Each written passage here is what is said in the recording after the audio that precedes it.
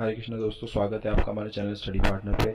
तो आज का जो हमारा टॉपिक है वो है ह्यूमन आई। ये टॉपिक बहुत ही इंपॉर्टेंट टॉपिक है और स्टूडेंट्स को काफ़ी ज़्यादा हार्ड लगता है, इतना आसान नहीं लगता समझना। लेकिन आज हम इसको इतनी आसानी से समझेंगे कि आप फुल मार्क्स लेके आ सकते हैं इस टॉपिक के अंदर, ठीक है ना। बस मैं जो बात को बोल रहा हूँ वो आप उस पर थोड़ा ध्यान दीजिएगा, ठीक है ना। आइए देखते हैं दोस्तों, जैसे एक कैमरा नॉर्मली काम करता है वैसे ही हमारी आई भी काम करती है, ठीक है ना। कैमरे को क्या चाहिए, अगर आपको किसी भी इमेज को कैप्चर करना है किसी भी ऑब्जेक्ट की, तो सबसे पहले चाहिए एक ऑब्जेक्ट।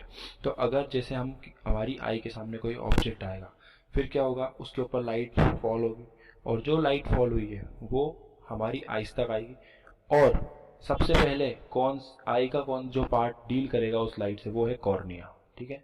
ये कॉर्निया फर्स्ट लेयर है हमारे आई के अंदर, ट्रांसपेरेंट मटेरियल है, जेली लाइक मटेरियल, ठीक है ना। इससे most of the reflection light का हो जाता है हमारा, मतलब इसके आउटर सरफेस पर ही जो हमारा रिफ्लेक्शन है, मोस्ट ऑफ द लाइट का रिफ्लेक्शन वो हो जाता है। उसके बाद लाइट फॉल करती अंदर जाती है आई के अंदर, और कहाँ पे जाती है फिर, क्रिस्टलाइन लेंस। ये जो आपको लेंस दिख रहा है ना, ये पूरा जो क्रिस्टलाइन लेंस है ये वाला, ठीक है। ये मेन हमारा जो है पूरा इमेज फॉर्मेशन के लिए रेस्पॉन्सिबल है, क्योंकि ये किसी भी ऑब्जेक्ट की real and inverted image form करता है। अब real and inverted image form करता है पर किस पे, एक स्क्रीन भी तो चाहिए। तो जो स्क्रीन है वो है ये रेटिना, आपको दिख रही होगी यहाँ, ये रेटिना हमारी स्क्रीन है। इस रेटिना जो स्क्रीन पर है, enormous number of light cells लगे होते हैं, ठीक है। ये सेल्स क्या करते हैं, जब कोई ऑब्जेक्ट से लाइट रिफ्लेक्ट होके आती है तो लेंस के थ्रू आती है, सारी इस पे फॉल होती है, इमेज फॉर्मेशन होती है। ये क्या करता है, इलेक्ट्रिक सिग्नल्स जनरेट करता है, और वो इलेक्ट्रिक सिग्नल्स जो है ऑप्टिकल नर्व, ये ऑप्टिकल नर्व है, इसके थ्रू हमारे ब्रेन तक जाते हैं, ठीक है। और ब्रेन उन सिग्नल्स को रीड करता है और आपको एक इमेज फॉर्मेशन देता है।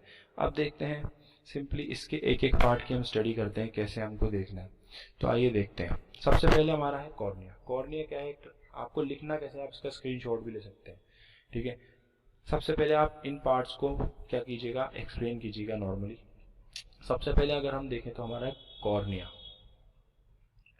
तो कॉर्निया क्या है दोस्तों, कॉर्निया हमारा सबसे फ्रंट पार्ट है, the transparent part of the eye, ठीक है ना। It is front part of the eye. Most of the light reflection takes place by its outer part. इसके आउटर पार्ट से सबसे ज्यादा हमारा रिफ्लेक्शन हो जाता है, जैसा कि मैंने आपको समझाया। दूसरी चीज हमारी आती है क्रिस्टलाइन लेंस। क्रिस्टलाइन लेंस हमारा क्या है, it provides फाइनर focus adjustments. Focus का एडजस्टमेंट्स प्रोवाइड करता है for focusing objects at different what distances on the retina. मतलब जैसे अगर मान लीजिए कोई ऑब्जेक्ट दूर है, ठीक है, तो उसके लिए क्या करेगा, लेंस को उस तरह से एडजस्ट करेगा कि लेंस क्या होगा, उसमें थिन हो जाएगा, क्योंकि दूर की इमेजेस फॉर्म करने के लिए हमारा लेंस जो है थिन हो जाता है, ठीक है। उसकी वजह से क्या होता है, हमारी फोकल लेंथ क्या हो जाती है, बढ़ जाती है, और उसी के हिसाब से हमारे रेटिना पर दूर की इमेजेस इजीली हम बनती है। और वही जैसा कि मैंने आपको बताया, इलेक्ट्रिकल सिग्नल्स हमारे ब्रेन तक जाते हैं ऑप्टिक नर्व की थ्रू। दूसरी चीज, अगर कोई पास का ऑब्जेक्ट देख रहे हैं तो उसमें क्या होगा, लेंस हमारा जो है थिक हो जाएगा, उसमें हमारा कर्वेचर बढ़ जाएगा लेंस का। उसकी वजह से फोकल लेंथ जो हमारी क्या हो जाएगी, वो इंक्रीज हो जाएगी। फोकल लेंथ इंक्रीज होने की वजह से हमारा लेंस जो है वो कर्व्ड हो गया, और जो हम पास के ऑब्जेक्ट है वो इजीली देख पाएंगे, ठीक है। अब काम क्या कर रहा है, देखिए सबसे पहले एक चीज देखो आप, ये जो हमारा आई स्ट्रक्चर है इसके अंदर सबसे पहले कॉर्निया आपको समझा दिया। अब जो हमारा नॉर्मली लेंस है उसके आगे आपको ये ब्लैक पार्ट दिख रहा होगा, आइरिस जो मेंशन है हमारा आइरिस, ठीक है।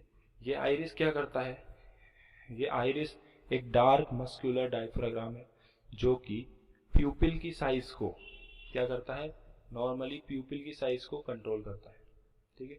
प्यूपिल की साइज को कंट्रोल करना इसका काम है, साइज ऑफ द प्यूपिल को कंट्रोल करता है ये। अब प्यूपिल क्या करता है, प्यूपिल क्या करता है, it regulates and controls the amount of light entering the eye. Eye के अंदर जो लाइट एंटर कर रही है, कितनी करेगी कितनी नहीं करेगी, वो प्यूपिल डिसाइड करता है। जैसे कि एक बहुत ही अच्छा एग्जांपल अगर हम देखें, जब आप ब्राइट लाइट के अंदर होंगे, ये प्रैक्टिकल आप एक्सपेरिमेंट करके देखिएगा, ठीक है ना। आप डिम लाइट में जब होंगे तो आपका प्यूपिल अपने आप ही क्या होगा, उसका साइज इंक्रीज हो जाएगा, जैसा कि आपको इस इमेज के अंदर दिख रहा है, ठीक है ना। डिम लाइट के अंदर क्या हो रहा है, हमारा जो प्यूपिल है उसका साइज देखिए यहाँ पर कैसा हो गया, बढ़ गया, ठीक है ना। और अगर हम डार्क लाइट में, डिम लाइट के अंदर और ब्राइट लाइट के अंदर अगर हम जाएंगे तो हमारा प्यूपिल का साइज क्या हो गया, कम हो गया। पर ये साइज कम और ज़्यादा कर कौन रहा है, तो ये जो कर रहा है वो है हमारा आइरिस। आइरिस इज रेस्पॉन्सिबल, है ना। आइरिस रिस्पॉन्सिबल है प्यूपिल के साइज को कंट्रोल करने के लिए। जैसे कि इसकी डेफिनेशन में बताया, ये जो हमारा पार्ट डार्क पार्ट दिख रहा है आपको, ये वाला और ये हमारे जो दो डार्क पार्ट दिख रहे हैं आपको, ये दोनों, ठीक है ना, ये आइरिस है।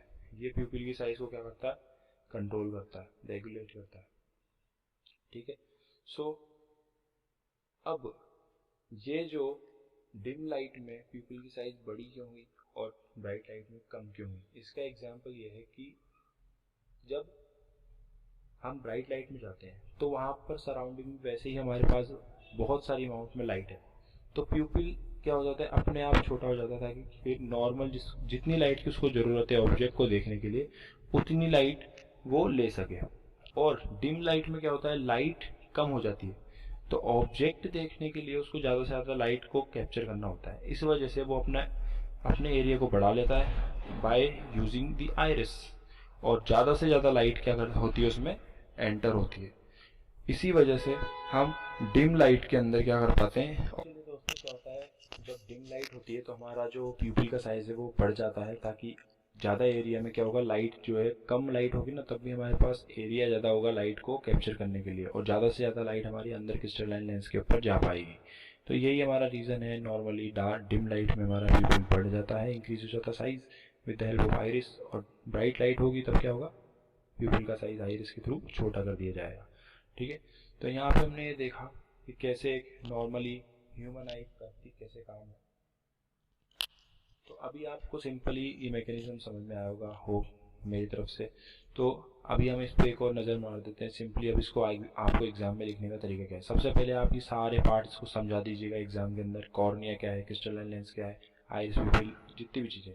फिर अब जब आप इसकी वर्किंग लिखेंगे, वर्किंग लिखने में आपको कुछ नहीं करना है, आपको इन्हीं को स्टेप बाय स्टेप सबको क्या करना है, एक दूसरे से कनेक्ट करते जाना है।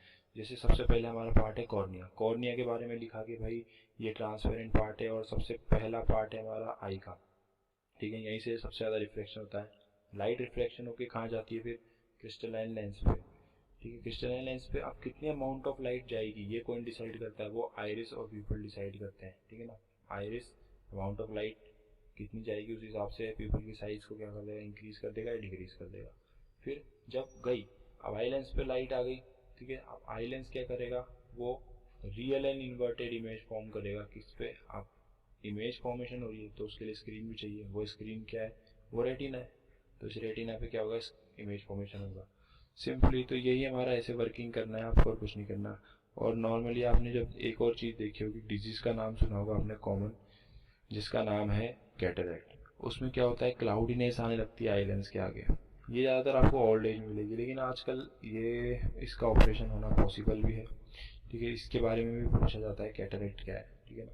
तो सिंपली आप ये लिख सकते हैं कि that is sometimes in old age some cloudiness occurs in the eyes and that is the cataract, ठीक है। सो होप मुझे कि आपको ये वीडियो बहुत मुझे पसंद आई होगी, आपको मेरी वीडियो। अगर पसंद आई है तो प्लीज़ लाइक करें, शेयर करें मेरे वीडियो को, और सब्सक्राइब करें मेरे चैनल स्टडी पार्टनर को। हरे कृष्णा।